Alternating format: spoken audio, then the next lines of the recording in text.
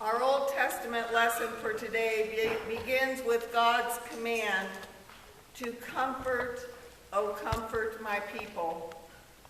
The Hebrew people are in exile, and the prophet Isaiah is offering a message of God's continuing presence in the midst of their human misery.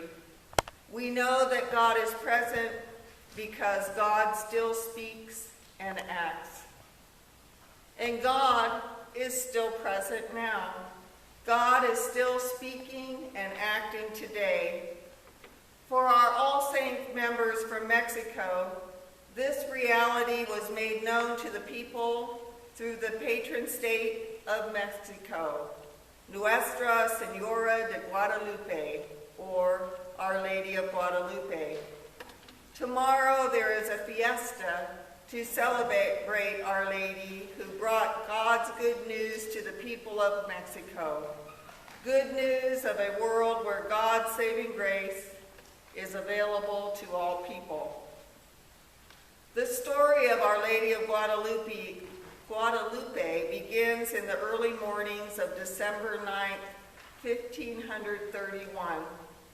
An Indian convert by the name of Juan Diego is on his way for catechism class and worship. As he passed Tepeyac Hill, he saw a brilliant light on the summit and heard the strains of celestial music, and then a voice called out to him to climb to the top of the hill. When he reached the top, he saw the Virgin Mary standing in the midst of the light.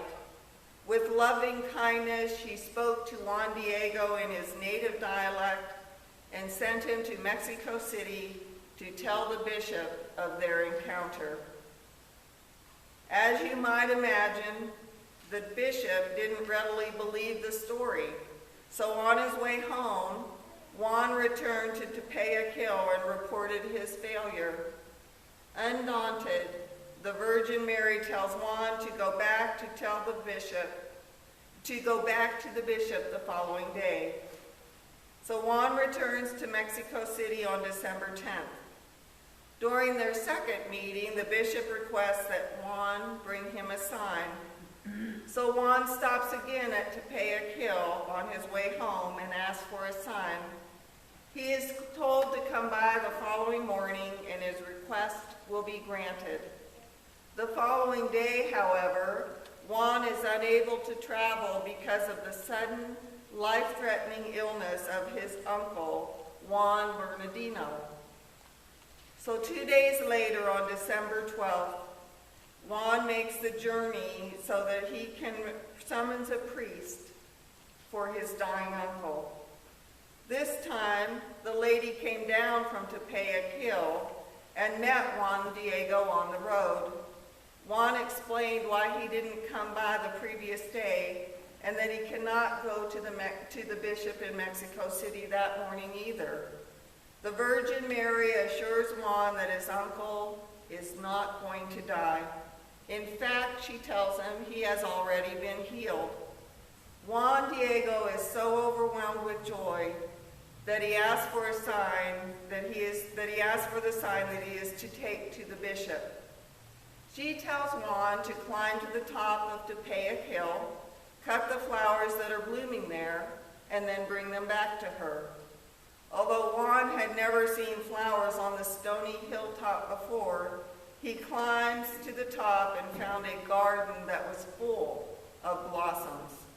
He cuts the flowers, places them inside his tilma, which is a cloak made of a burlap-type material. Juan returns to the lady who rearranged the flowers and sends him on his way to meet again with the bishop in Mexico City. When Juan Diego told the bishop of his fourth encounter with the lady, he opened up his tilma and the flowers just cascaded to the floor. But the miraculous part of the story is not the flowers. Inside that coarse fabric of Juan Diego's tilma is an exquisite colored portrait of the Virgin Mary. She appeared just as Juan had previously described her to the bishop.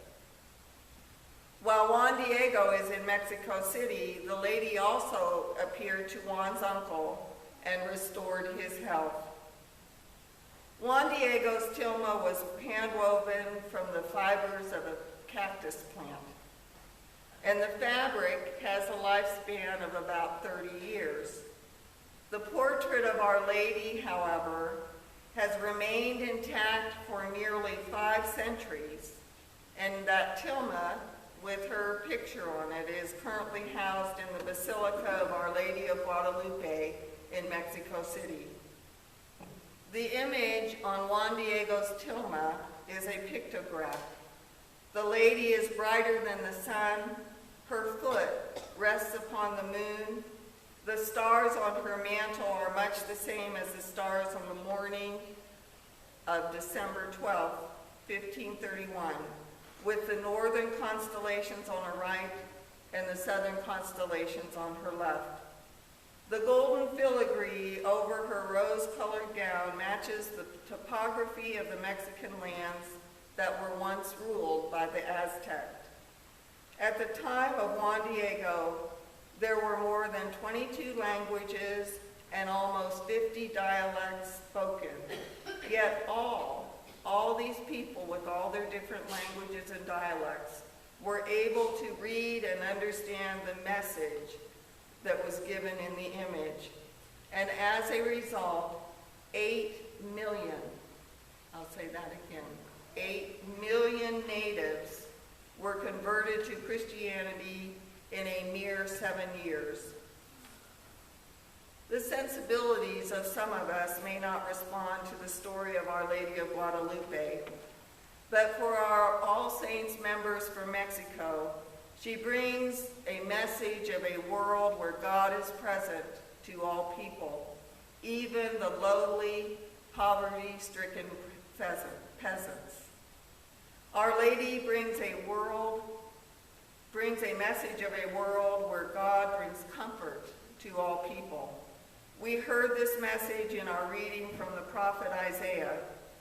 In the second letter of Peter, we heard of God's promise for new heavens and a new earth where righteousness is at home. A message that we are called to embrace through our own experiences of the good news and through our efforts to bring about a world where the comfort that God gives to us is available to all people.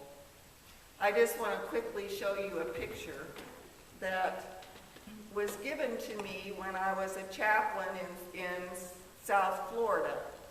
And it was given to me by one of the volunteers that came into the prison, and I had no idea what it was other than I liked it.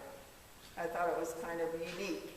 And I hung it on my wall, and then I noticed that within the face you can see a guy in a sombrero. You can see some image of a brilliant woman with who has her, like Mary, the Virgin Mary.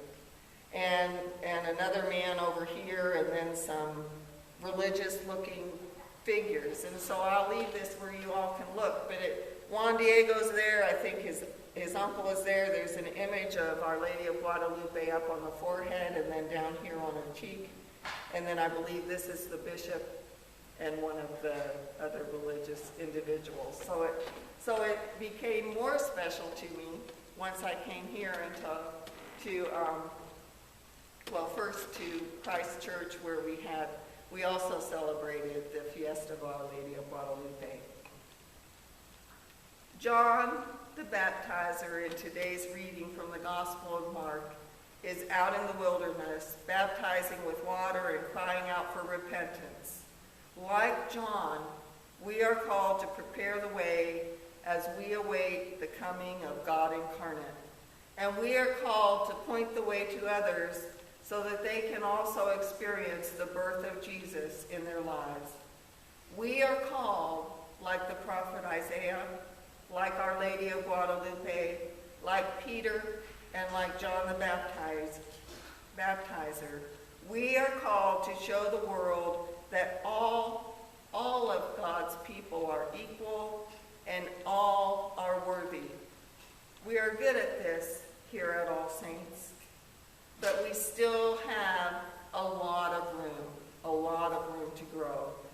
The opportunity to continue to live into the knowledge of what God's desires is available so that we can be a sign to others, a sign that points out God's comfort and peace and salvation to the world.